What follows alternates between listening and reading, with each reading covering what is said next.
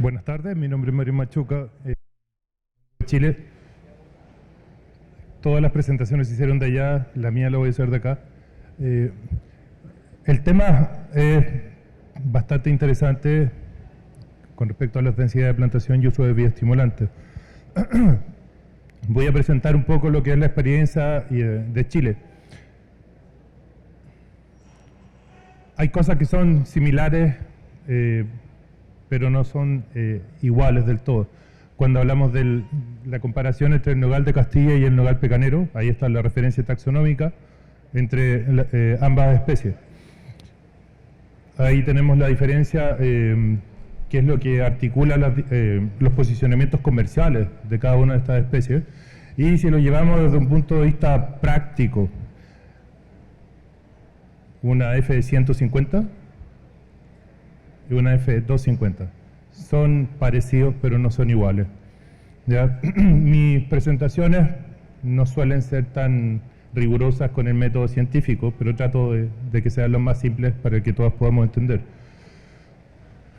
Cuando se habla de que el nogal de Castilla es un árbol pequeño, ahí tenemos la imagen de un pecanero, y a la derecha tenemos un álamo que alcanza 30 y más metros. Tenemos un Juglans nigra, que es el nogal negro, que alcanza 25 y más metros, y el que está en la foto al lado izquierdo mío, es un pecano de 25 y más metros. ¿Qué es lo que podemos concluir? Las juglandáceas tienden a un hábito de crecimiento bastante importante. Por lo tanto, aquí viene la primera sugerencia en el enfoque productivo que todos debiéramos tener. Son plantas que tienen una señal donde no tienen que ser productivas. Su hábito de crecimiento es más bien de un árbol forestal. Por lo tanto, el manejo que nosotros seamos capaces de dar va a incrementar la carga frutal. En forma natural, estas especies no tienen por qué cargar los kilos que cargan. Por lo tanto, con un par de semillas es suficiente. Nosotros tenemos un sistema forzado de producción, y eso está dado porque Chile es como un espagueti. Estamos al sur del mundo, tenemos gran parte de los climas que existen en el mundo, pero tenemos temperatura, suelo y agua dispersos. No tenemos la unión completa de estos tres factores para poder ser campeones mundiales en producción de algo, en forma natural.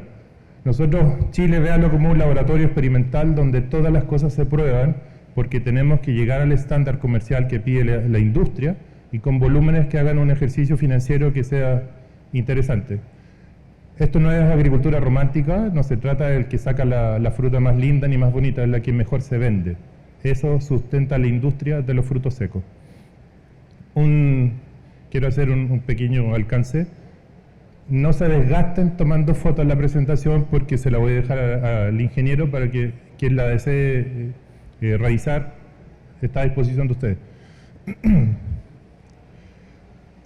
Podemos ver el incremento que ha tenido la superficie plantada con nogal de Castilla en Chile, y en un periodo de 10 años, 20, perdón, hemos pasado de las 15.000 hasta un poco más cercano a las 50.000 hectáreas. Ahí tenemos un comportamiento de los precios de la fruta del año 90 hasta el 2020. El consumo internacional de la nuez tiene una estacionalidad. No es estacional, como la fruta fresca. No existen picos de consumo. Es algo que tiene un consumo continuo durante el año. Eso es muy interesante para que ustedes enfoquen toda la estrategia de producción. Primero hay que entender el mercado, y luego hay que entender los procesos para llevarlos al campo. Ningún negocio agrícola se sustenta solo en la parte agronómica. Tenemos que pensar siempre en el punto de vista comercial. ¿Qué es lo que pasó? ¿Cuál fue la evolución que hubo en Chile? Desde el año 90 eran producciones más bien marginales, del orden de 1.800 kilos de almendras secas por hectárea, y como no se hacía mucho, teníamos un precio que era bastante bajo y la utilidad era proporcional al esfuerzo que nosotros le estábamos dando. Así fuimos incrementando la producción y de la mano, querramos o no, hay un incremento en los costos. Pero vean la utilidad. En el año 2010 se alcanzó precio histórico en el precio de la nuez, de cercano a 4.50. Hubo en el año 2012 un pic que llegó a los $5.70. Pero eso fue un veranito de San Juan, como llamamos nosotros. Tuvimos 10 años de bonanza en términos de precio. ¿Por qué? Porque éramos productores que no superábamos las 50.000 toneladas anuales. Por lo tanto, nuestro principal competidor, que es California, en contraestación, no se veía complicado. Ahora, las proyecciones para esta temporada implican que vamos a producir 1/3 de lo que produce California. Eso es un desafío y requiere de un manejo que es intenso, que se los quiero compartir. Densidades de plantación. ¿Por qué, si están, quiero que hagan un ejercicio, por qué existe la alternancia de producción? ¿Por qué los kilos, la productividad en la zona originaria del pecano es más baja que en otras zonas donde podemos tener un cultivo o un sistema de producción más forzado? Simplemente porque la especie está en su zona de confort. Tiene buen suelo, tiene temperatura y probablemente tiene una dotación de agua que permite hacer un ciclo productivo sin mayor esfuerzo. Como tiene un escenario perfecto, no produce. Mientras ustedes más quieran el árbol y lo traten mejor, no va a producir. Chile, para que se haga una idea, es como un laboratorio, es como Frankenstein. Toda la fruta que se produce en pequeñas superficies, y somos muy intensos en nuestros programas y nos damos pie para esperar una validación de un manejo de 5 o 6 años. Si así fuera, estaríamos fuera de mercado. Una de las formas de aumentar la producción es la densidad de plantación. ¿Por qué? Porque no tenemos los suelos que requieren las especies que estamos produciendo en Chile. Por lo tanto, los suelos que acá permiten la producción del pecano sin limitación, allá no existen. La temperatura tampoco. Tenemos suelos que tienen 65% de pedregosidad, suelos de corte aluvial. Antiguamente, en un perfil de tiempo geológico, 200.000 años atrás, probablemente eran ríos. Entonces, desarrollar agricultura ahí es forzado. ¿Qué implica tener un suelo y condiciones climáticas adversas para la producción de frutos secos? Que los árboles no se van a desarrollar como corresponde. Es por eso que al aumentar el número de individuos por hectárea, le estamos pidiendo que no haga tanto esfuerzo. Tratamos de restringir el vigor, que ya el mismo suelo se lo está restringiendo. Y en eso, apoyándolo de un manejo de bioestimulantes, que es la segunda parte de esta charla, es el secreto del éxito que hemos tenido en Chile. Por definición, ¿qué es lo que es una alta densidad? Es colocar más individuos en un área determinada. En 10.000 metros cuadrados podemos pasar de 108 hasta 416 árboles. ¿Qué es lo que define la densidad? Las características climáticas o agroclimáticas particulares de esa zona. En Chile, uno puede avanzar 5 kilómetros y las condiciones de suelo son distintas. Dentro de un mismo campo podemos tener 3 tipos de suelo distintos. Si no somos capaces de sacar una buena radiografía del campo, vamos a colocar un sistema de riego, que es lo que el vecino hace, o lo que encontré en internet, o lo que estoy creyendo que todo el mundo está haciendo. Entonces, por repetición, eso te sirve, pero no te lleva al tope. Si usted quiere ser bueno, tiene que ser bueno en su campo y tiene que entenderlo bien. Es así que en un mismo predio, con la misma especie, tenemos sistemas de microaspersión y tenemos sistemas de goteo, separados, no sistemas mixtos. ¿Por qué? Porque tenemos sectores con mayor pedregosidad, donde el sistema radicular va a ser mucho más limitado y el aporte de nuestros fertilizantes, si lo hiciéramos por un goteo, sufriríamos un lavado y nunca podríamos fertilizar en la zona de preferencia. Entonces, microaspersor. Entonces, y aquí le quiero hacer una pregunta a toda la audiencia. ¿Por qué el gotero tendría que ser el que está en sus campos? Y por favor, antes de dormir, háganse esa pregunta que hizo el chileno. ¿Por qué? ¿Quién fue el que dijo eso? Porque nació en Israel para volver verdes los desiertos. ¿Pero es realmente lo que ustedes necesitan? La dejo ahí dando bote. ¿Cuál es el objetivo que tiene la alta densidad? La pregunta es la siguiente. ¿Por qué siempre en nuestros diseños de riego tienen que considerar goteros? ¿Por qué tienen que ser goteros autocompensados? ¿Por qué tienen que tener un caudal? ¿Por qué son matrices que se van cambiando de campo en campo cuando el suelo es distinto, cuando la temperatura es distinta? ¿Eso quiero que obedece a un manejo agronómico, una recomendación agronómica, o es un posicionamiento estratégico de las empresas de riego? No estoy haciendo ni generar una cacería de brujas, simplemente estoy abriendo un poquito el horizonte y el espectro de visión para que tomen mejores decisiones, porque de pronto el gotero no es lo mejor que pueden tener en sus campos. Revisen todo lo que han hecho en sus campos. El objetivo es si coloco más número de plantas por hectárea, voy a limitar la producción unitaria, pero voy a maximizar el volumen productivo y voy a tener un efecto de anticipación de ingresos por la precocidad que se genera. Es decir, si tengo un árbol que está, o una hectárea que está con 178 individuos, y estoy produciendo 500 kilos, esos 500 kilos, por matemática, vamos a sacar cuánto es el kilo unitario, la producción unitaria de árbol.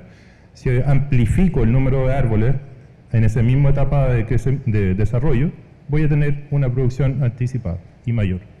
Ese es el objetivo y eso es lo que siempre ha hecho Chile. ¿Cuáles son los objetivos de la alta densidad? Obtener la máxima productividad mediante la amplificación de plantas por hectárea, maximizar el uso del espacio, el metro lineal productivo. Esa es la unidad que ustedes tienen que manejar desde ahora. Metros de madera ociosos, áreas sombreadas ineficientes, no es la idea. Están perdiendo mucho dinero, ¿ya? Porque la madera del pecano todavía no tiene un mercado establecido. Y tampoco existen, pero sería bueno que los centros de investigación así lo realizaran, de la efectividad en el intercambio gaseoso que tiene el pecano, de convertir CO2 a oxígeno. En Chile lo estudiamos en el caso del nogal de Castilla y tenemos una mitigación de impacto ambiental porque son muy buenos pulmones verdes en el caso del nogal de Castilla. Véanlo, y así como vi una presentación donde aparecía un efecto invernadero, los pecanos también pueden tratar de mitigar eso. O simplemente tener una fuente de ingreso alternativo con la emisión de bonos de carbono. Es interesante. Tenemos con la alta densidad, cuando está bien diseñada y bien manejada, obtenemos productividades que son mucho más altas. ¿Por qué? Porque todos nuestros procesos agronómicos son más eficientes. Afuera pueden ver distintos equipos de pulverización. Y les aseguro que si sus pecanos crecen 10 metros más, van a diseñar un pulverizador que sea más gigante todavía, ¿ya? Pero tienen que considerar una cosa, que toda la maquinaria que afuera está, que es de alto grado técnico, se tiene que pagar con pecanos. Y eso implica tener una productividad importante y sostenida en el tiempo. Para poder producir, tenemos que tener una técnica diferente al manejo normal que se lleva con una densidad estándar.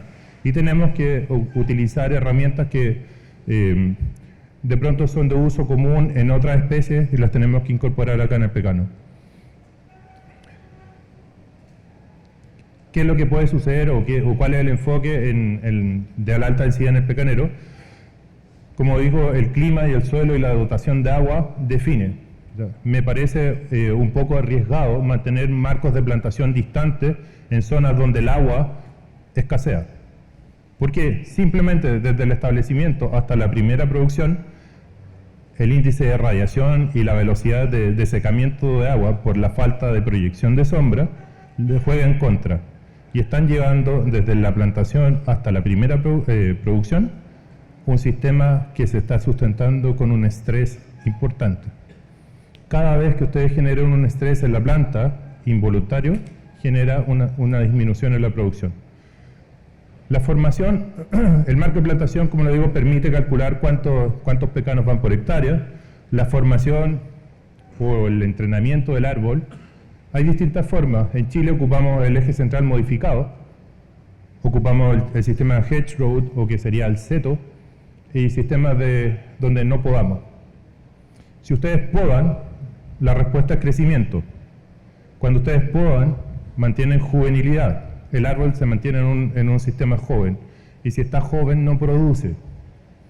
Cada vez que crece el árbol, necesita carbohidratos para la producción de ese nuevo tejido. Y la disminución de carbohidratos en el pecano genera alternancia en la producción. Entonces, ¿es necesario crecer? ¿Es necesario tener una altura indeterminada de nuestros árboles? Si es un sistema forzado, si nosotros lo estamos manejando, nosotros podemos definir hasta dónde queremos crecer en función de un razonamiento y una explicación casi matemática. Si queremos colocar fruta al interior del árbol, porque está muy bien vestido de yemas, necesitamos que la luz penetre. Si nuestra distancia de la entrilera es de 10 metros y la altura de nuestro árbol es de 15, fisiológicamente hay un error. La altura máxima en los diseños de los frutales no debiera superar el 80% de la distancia entre hileras.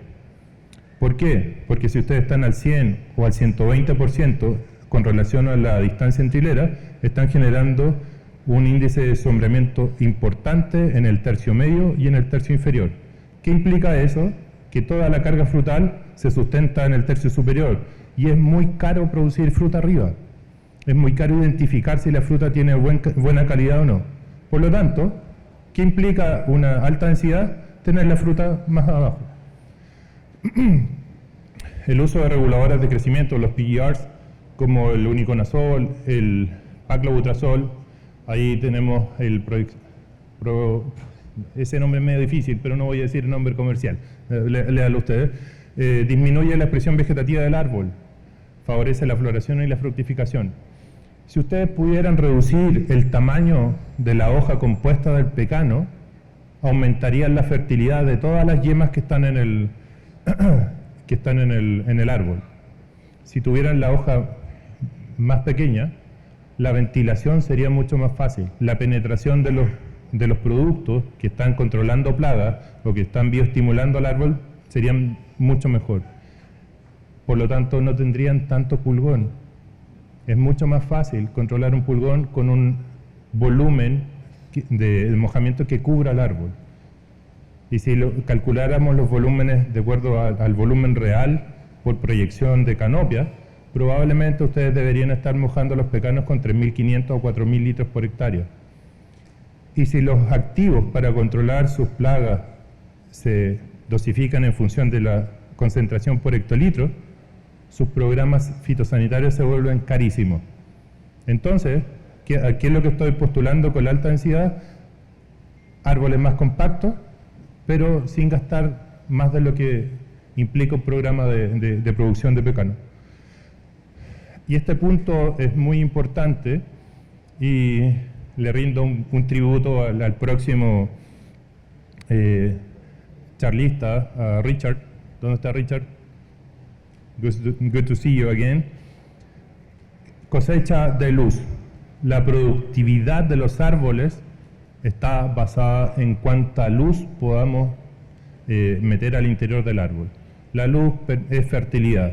La sombra, al contrario, es crecimiento vegetativo, proyección de fruta periférica y un gasto porque las ramas, hagan la idea que son carreteras.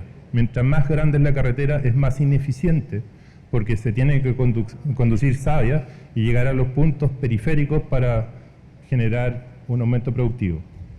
Traten de colocar la fruta de la próxima temporada hacia el centro. Van a ganar dinero. Van a ganar dinero. Este es un ejemplo de altas densidades, de intercepción de luz y de productividad. Esto es un manzano, así que no se compliquen cuando ven 38 toneladas por hectárea. ¿Ya? Pero era muy fácil, ¿por qué? Porque los manzanos tienen una altura que no supera los 2 metros, 3 metros de altura. Entonces todas las mediciones biométricas así lo permiten, ¿ya? Si se fijan, lo que está en el círculo rojo es mayor intercepción de luz, mayor productividad. Esto es muy importante porque acá se sustenta toda la charla, ¿ya? El prerequisito fundamental para implementar sistemas de producción de alta densidad o para aumentar la productividad que ustedes hasta el día de hoy tienen, se basa en esto, en pensar fuera de la caja, en romper el paradigma que actualmente ustedes tienen de hacer lo que todos los años se hace. Ustedes tienen que revisar sus programas de manejo e intervenir donde ustedes consideren que hay que hacerlo. La repetición no sirve, por la sencilla razón de que los ciclos climáticos son distintos. La disponibilidad de agua en temporada tras temporada cambia y todos los años lo único que sabemos es que nuestros campos están envejeciendo. Entonces, tenemos que pensar fuera de la caja, tener una visión distinta. Hay una regla biométrica y que es importante. Tenemos que cambiar el concepto de dónde vamos a colocar la fruta. Ya no son ramas, porque estamos disminuyendo el vigor del árbol. Insisto, revisen sus nogales pecaneros, se van a dar cuenta que son árboles con unas ramas que tienen unas pulgadas que son de madera. Hay muchas pulgadas de madera que podrían ser de alto valor, pero ustedes si hacen un sistema de alta densidad, olvídense de ese sistema. Estos son ramillas productoras de fruta. El eje central es importante para sostener la carga y se generan ramillas productoras con un sistema de distribución radial. Eso era lo que láminas anteriores hablaba de sistemas de eje central modificado, donde tengo un poste, para hacerlo más simple, un poste y voy llenando ramas distribuidas en forma helicoidal y con una distribución entre ellas, cosa que cuando crecen en pulgadas no se empiezan a estrangular. Un indicador de que su campo tiene un porcentaje de uniformidad importante es que simplemente se agachen y vean si todos los troncos tienen el mismo diámetro. Si no es así, ahí hay parte de la explicación de por qué no alcanzan los kilos que ustedes quisieran. Fíjense en eso. No estoy hablando de índice par, no estoy hablando de respiración mitocondrial, no estoy hablando del aparato de Golgi, no. Simplemente son cosas de terreno que ustedes tienen que ver. Analícense que sus campos, todos los árboles son iguales. ¿Por qué? De lo contrario, se transforma en un predio mixto que produce poco pecano y mucha madera, y eso es ineficiente. La tasa de renovación de madera es importante. En los huertos de alta densidad hay que podar. ¿Por qué? Porque necesitamos colocar la fruta y tenemos poco espacio. Entonces, evitar ese vicio, podamos. Y hay dos tipos de poda, en dos momentos y con dos objetivos distintos. La poda invernal es de eliminación de ramas y la poda de verano es un raleo. ¿Cuándo se hace la poda de verano? Entre comillas, después de la cosecha. ¿Y por qué dicen no? Si nosotros cosechamos en otoño, por lo menos en Chile, nuestro otoño es una prolongación del verano, hace más de 10 años. Y eso implica que el primer mes del invierno todavía estamos con follaje. Y eso es respuesta del cambio climático. Y ahí digo, la altura del árbol no debe exceder el 80% del largo de la entrilera. En los manuales de fruticultura chileno eso es una regla de oro y es directamente proporcional el exceso con la disminución de la producción del árbol. ¿Cómo podemos obtener crecimientos con ángulos de inclinación de 45 grados? Simplemente desyemando el árbol. Como es un árbol que se trabaja a una altura fácil, se puede hacer el trabajo una vez que se planta.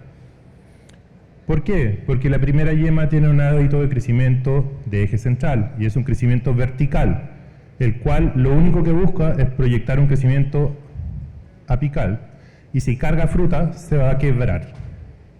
He visto un par de campos donde lamentablemente un exceso de carga, lo cual es bueno, generó que las ramas se quebraran. inserción de la rama y nutrición. Biometría.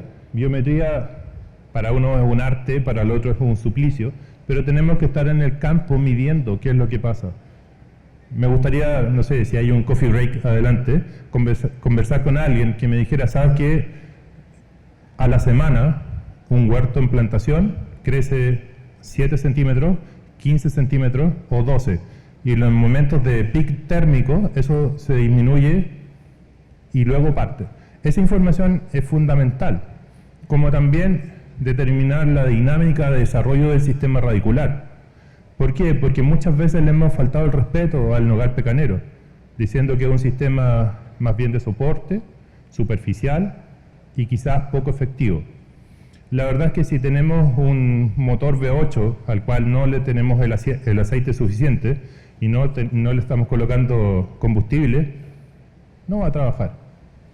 Lo que me ha tocado ver en estos días desde que estoy acá en México, aparte de ver gente muy agradable y de sentir una temperatura para mí horrorosa,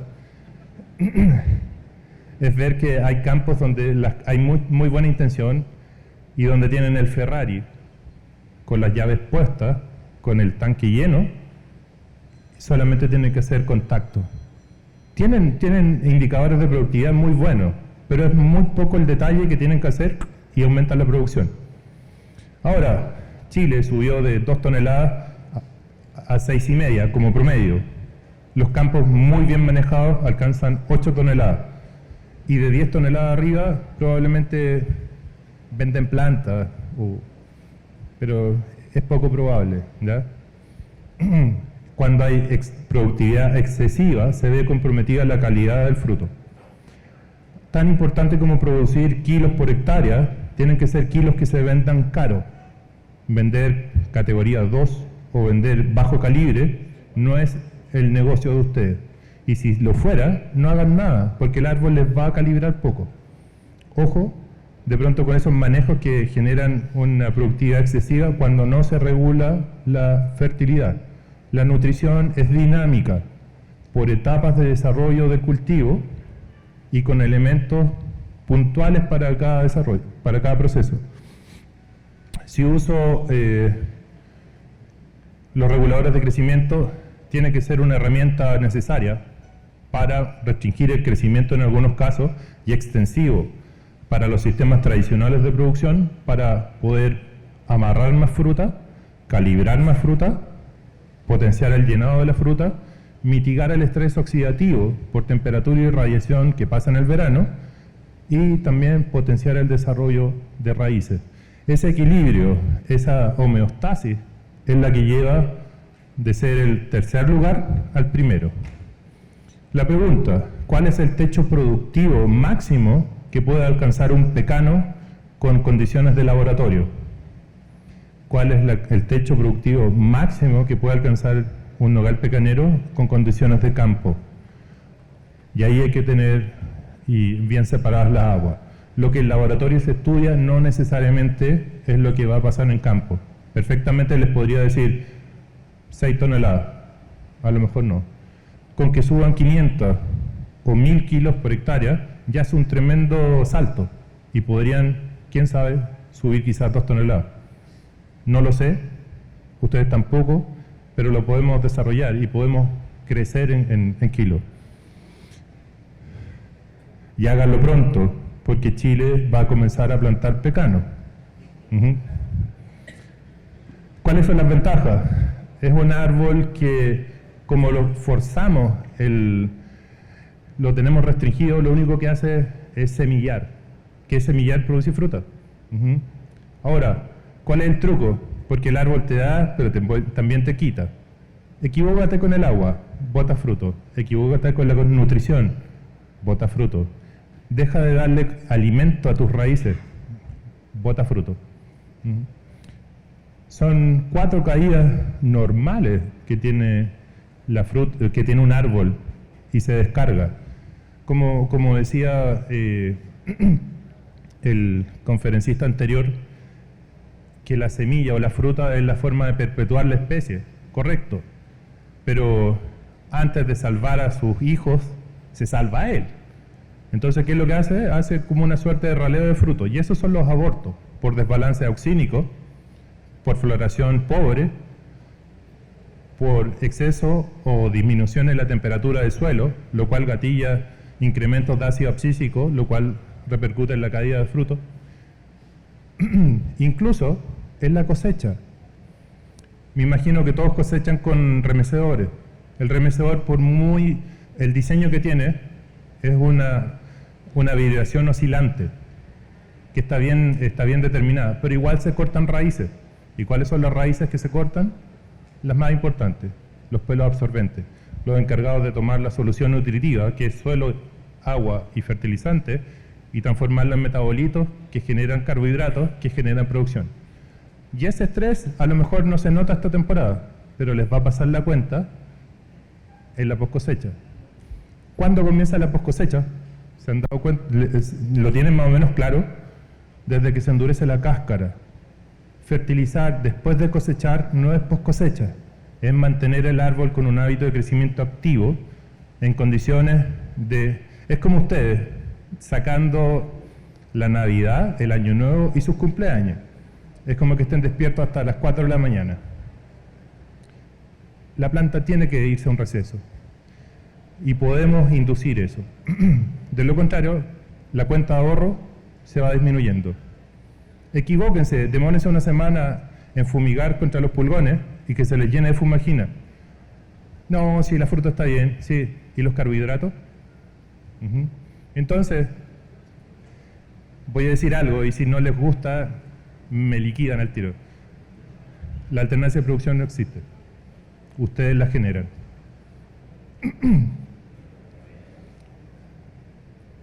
¿Cuáles son las desventajas? Todo tiene una letra chica, todo tiene un problema. No da margen de error. Y la inversión es alta, porque están aumentando el número de individuos por hectárea y hay que pagar esos árboles, que probablemente baratos no son. ¿Y con qué se pagan? Nuevamente, con kilos por hectárea. La preparación de suelo tiene que ser muy buena. Es la inversión más importante en la vida de un nogal pecanero. Y es el único momento donde ustedes pueden hacer correcciones de fertilidad de suelo. Porque todos los años lo que van a entregar es para producir y producir. Pero si había que corregir un pH, si es que había que oxigenar el suelo porque habían concreciones de ferro manganeso en un suelo con un porcentaje de arcilla muy alto, y no lo hiciste, te va a acompañar ese problema por toda la vida del proyecto. Y esto a ustedes les juega en contra, pero es una muy buena oportunidad para la venta de ácidos húmicos, descompactadores de suelo y enraizantes. Y eso ustedes los tienen que pagar.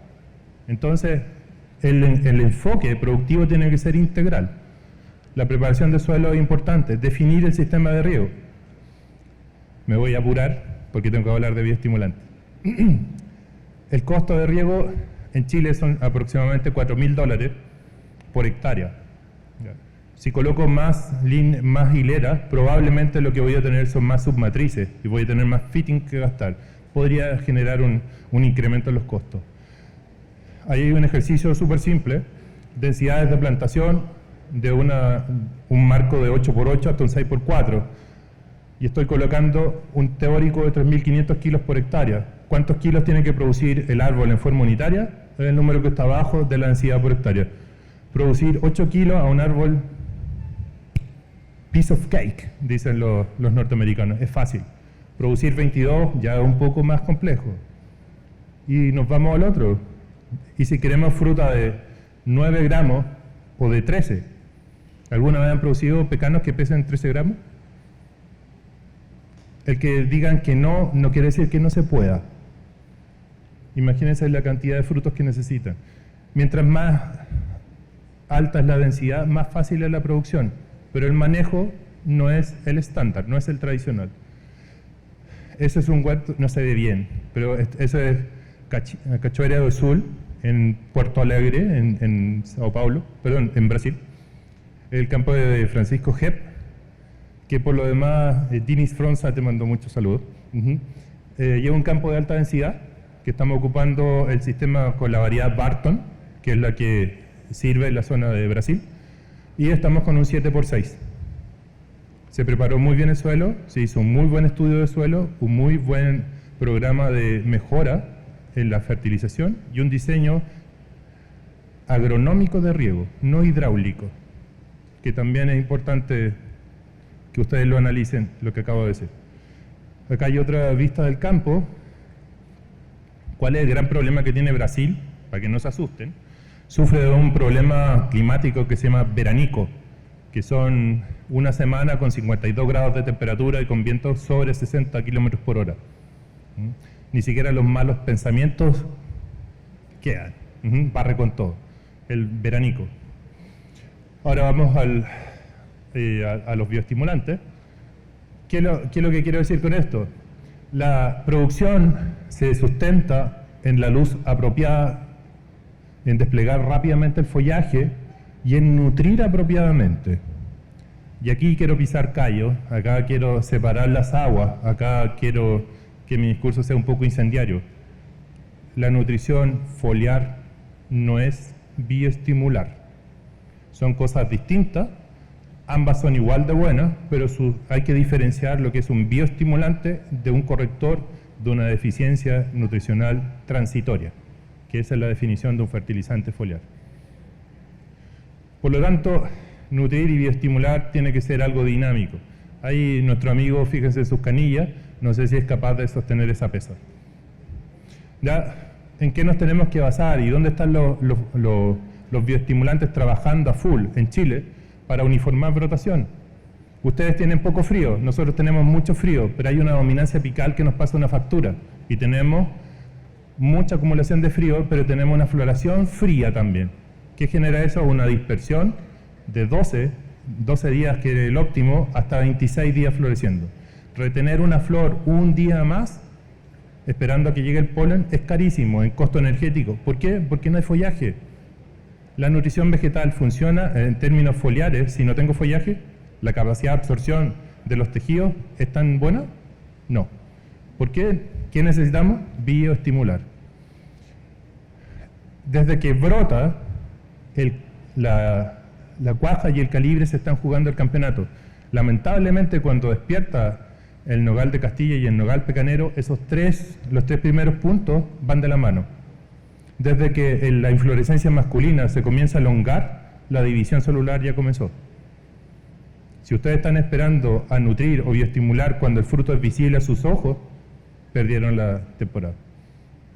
Tenemos que la suma de los tres primeros es un desarrollo armónico de la nuez. El número 5 es mantener en equilibrio todas las necesidades. Hay que regar en función de la evapotranspiración efectiva y ajustarla al coeficiente de cultivo según fenología. ¿Ya? Es matemática, pero hay que ajustarla. Y hay que fijarse en la variable y en la constante que tiene el riego. Nuestro tiempo de riego es una constante. La frecuencia es variable. Si ustedes están haciendo cambios en la frecuencia de riego y en el tiempo de riego, están cometiendo un error grave. El 90% del éxito del productor de nueces está en saber regar.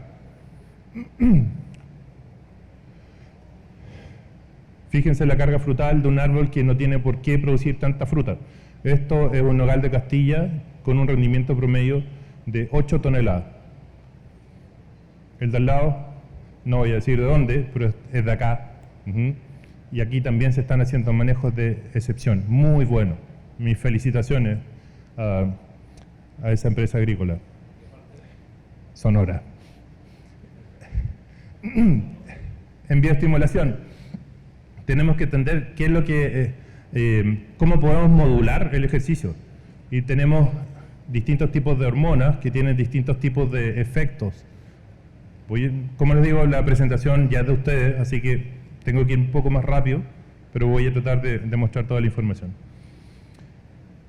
Los PGR, que son reguladores de crecimiento o bioestimulantes, podemos tener efectos sobre todos esos distintos momentos. Podemos sincronizar o uniformar la brotación. Tenemos retardantes de crecimiento, retenedores de fruta, potenciadores de calibre y secuenciadores de cosecha. Los disruptores de dormancia es la imagen de abajo. A menor sincronización, menor ingreso. A mayor sincronización, mayor ingreso. ¿Cuál es el trabajo de los disruptores de dormancia? Maximizar el potencial de frutos por árbol. ¿Cuáles son las herramientas de la vieja escuela? El dinitroortocresol, el DINOC, obsoleto, nitrato de calcio, nitrato de potasio, cianamida hidrogenada y disruptores de dormancia. En Chile me tocó evaluar durante 4 años consecutivos en el mismo predio y con condiciones distintas, 5 tratamientos, no hacer nada, 3 disruptores y la cianamida. ¿Qué es lo que puedo concluir? En Chile, la cianamida me genera una fitotoxicidad. Por eso aparece que en términos de fitotoxicidad es leve a muy leve. El porcentaje de cuaja aumentó con los disruptores. El porcentaje de rendimiento cáscara pepa también. Y el incremento productivo fue de un 28%. Acá también hay que romper un paradigma. ¿Cuánto es la cuaja efectiva del nogal pecanero? No sobrepasa el 60%. Todos los manejos de bioestimulación que pueden hacer no va a superar nunca un 30% del éxito de la producción. Así que cuando a alguien existe algún producto que aumentó en un 47 o en un 52% el calibre, el rendimiento de cuaja, léalo 2 veces. Ahí está la distribución en términos de kilos por hectárea, el peso de la nuez, los frutos por las unidades por kilo y el rendimiento. En Chile, un punto porcentual en rendimiento cáscara pepa implica 0,62 centavos de dólar por debajo. Y es un castigo fuerte. Retardantes de crecimiento. No necesitamos que un árbol sea gigante. Necesitamos que sea como ustedes lo necesitan. ¿Ya? ¿Qué es lo que tienen los retardantes de crecimiento? Disminuyen el índice de área foliar, aumentan la luminosidad, nuestro factor de fertilidad de las yemas aumenta y tenemos un potencial superior en lo que es cuaja. Retardante de crecimiento en nogal, fíjense en la diferencia de los foliolos y el calibre de la fruta. Ahí nuevamente son campos donde hay reguladores de crecimiento. Retenedores de fruta. Podemos tener una muy buena sincronización, haber definido un número de fruta importante y tenemos condiciones adversas, muy baja o muy alta temperatura. ¿Qué es lo que pasa? Se cae la fruta. Existen productos como la aminatoxivinilglicina, ahí se nombran 4 y todos funcionan bastante bien. Potenciadores de calibre. El tiazurón, lo nombro, pero no debiera aparecer. En Chile está prohibido el uso del tiazurón y entra por contrabando. Pero Chile es una gran farmacia, así que siempre se encuentra tiazurón, lo cual no es bueno porque es tan potente que juega en contra. Y por último, los secuenciadores de cosecha. Nosotros utilizamos el etileno. Ya tenemos la técnica para poder inducir a que el equivalente al ruesno, que llamamos pelón, se quiebre y poder hacer una única pasada en lo que es cosecha. ¿Cuál es el uso en el nogal o cómo se posiciona? 20 días antes de la fecha donde tú quieres cosechar. ¿Cuándo puedo aplicar el etileno? Desde que tengo la madurez fisiológica. Y pasamos de un pelón 100% cerrado a esta condición. Pasa el shaker y tenemos el 85 hasta el 90% de la fruta en el suelo. Y eso es lo que quería presentarles. Muchas gracias.